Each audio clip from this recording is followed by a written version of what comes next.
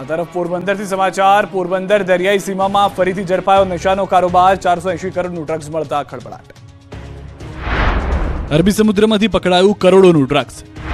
ATS, coast guard અને એનસીબીનું સંયુક્ત operation. Pakistani boat સાથે 6 શખ્સોની ધરપકડ. દરિયાઈ સીમાથી નશીલા પદાર્થો ઘુસાડવાના નાપાક ઇરાદાઓ ફરી નેસ્તો નાબૂદ થઈ ગયા. આ વખતે પણ પોરબંદરના દરિયાકાંઠાથી ડ્રગ્સના મોટા રેકેટનો પર્દાફાશ થયો.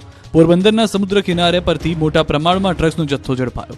અરબી સમુદ્રમાંથી કરોડોનું ડ્રગ્સ ઝડપાતા ખળભળાટ મચી ગયો. 480 કરોડના ડ્રગ્સ સાથે 6 પાકિસ્તાનની ધરપકડ કરવામાં આવી છે. પોરબંદરથી 350 કિલોમીટર દૂર જળસીમામાંથી આ મોટી માત્રામાં ડ્રગ્સનો જથ્થો ઝડપાયો છે. ખાસ વાત એ છે કે ગુજરાત એટીએસ, કોસ્ટગાર્ડ અને એનસીબીના સંયુક્ત ઓપરેશનમાં આ ડ્રગ્સનો જથ્થો દરિયામાંથી પકડાયો છે. 70 થી 80 ડ્રગ્સના પેકેટ સાથે 6 પાકિસ્તાનીઓની પણ ધરપકડ કરાઈ છે. ઝડપાયેલા તમામ આરોપીઓને પોરબંદર લવાશે.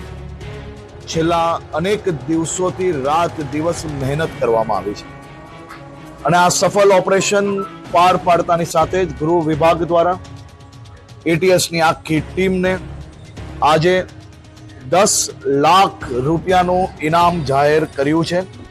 મહત્વનું છે કે લગભગ 13 દિવસ પહેલા જ અહીંથી ડ્રગ્સનો જથ્થો પકડી પાડવામાં આવ્યો હતો, જેમાં 3132 કિલો ડ્રગ્સનો જથ્થો પકડાયો હતો. એનસીબી, ગુજરાત એટીએસ તથા નેવી સહિતની સુરક્ષા એજન્સીઓ દ્વારા સંયુક્ત ઓપરેશન દ્વારા કામગીરી હાથ ધરવામાં આવી હતી, જેમાં કુલ અલગ અલગ 3 પ્રકારના ડ્રગ્સ મળી આવ્યા હતા.